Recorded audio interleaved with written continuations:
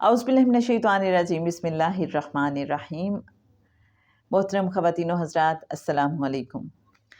کتاب ہے جی لبیک، اور ہم نے اس میں سے رینڈملی کچھ ٹاپکس آپ کے ساتھ شیئر کیے تھے، لیکن ہمارے کچھ کرم فرماؤں نے پھر فرمائش کی کہ اس کو سیکوینس میں آپ شیئر کیجئے، ریکارڈ کیجئے۔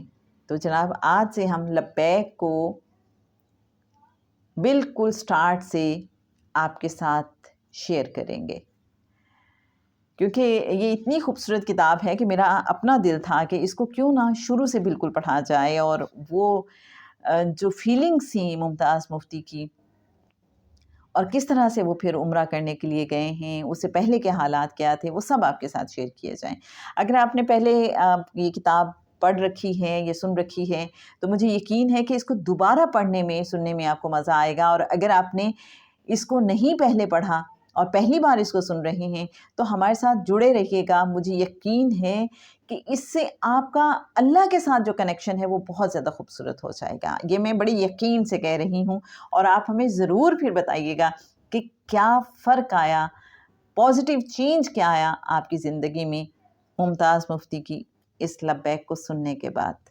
بلکہ کیا ہی اچھا ہو کہ آپ ہمیں ساتھ ساتھ فیڈ بیک دیتے رہیے گا۔ تو جناب پہلا ٹاپک ہے بن مانگے، اور اس کا سب ٹائٹل ہے فوارہ چوک کا مست۔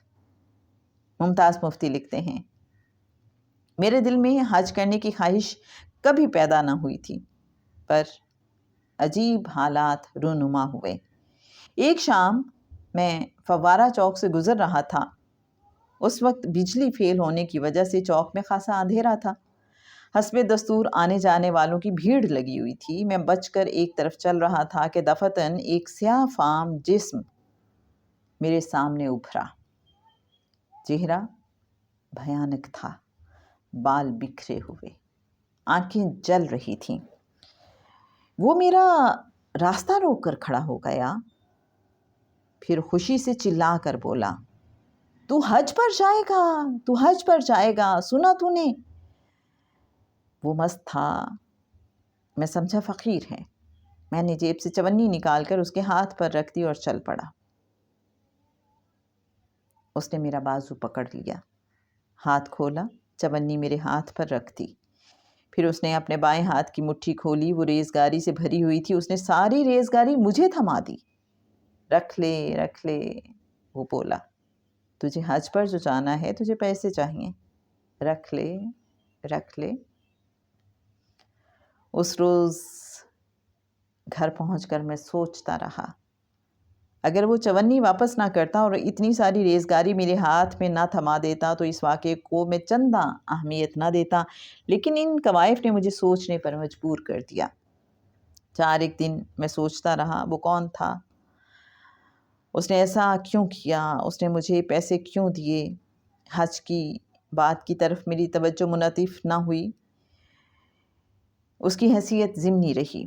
سوچنے کی بات یہ تھی کہ اتنی بھیڑ میں اس نے مجھے کیوں روکا؟ خیرات کیوں نہ لی؟ مجھے پیسے کیوں دیے؟ 4 دن میں سوچتا رہا، پھر بات ذہن سے نکل گئی۔ 2 مہینے گزر گئے۔ تو میرے اچھے ناظرین، یہ تھا آج کا ٹاپک۔ کل کا ٹاپک ہوگا خواب ہی خواب۔ کیا ہوا پھر؟ بہت ہی انٹرسٹنگ، ہمارے ساتھ رہیے۔ رخسانہ بشیر آپ سے اجازت چاہتی ہے۔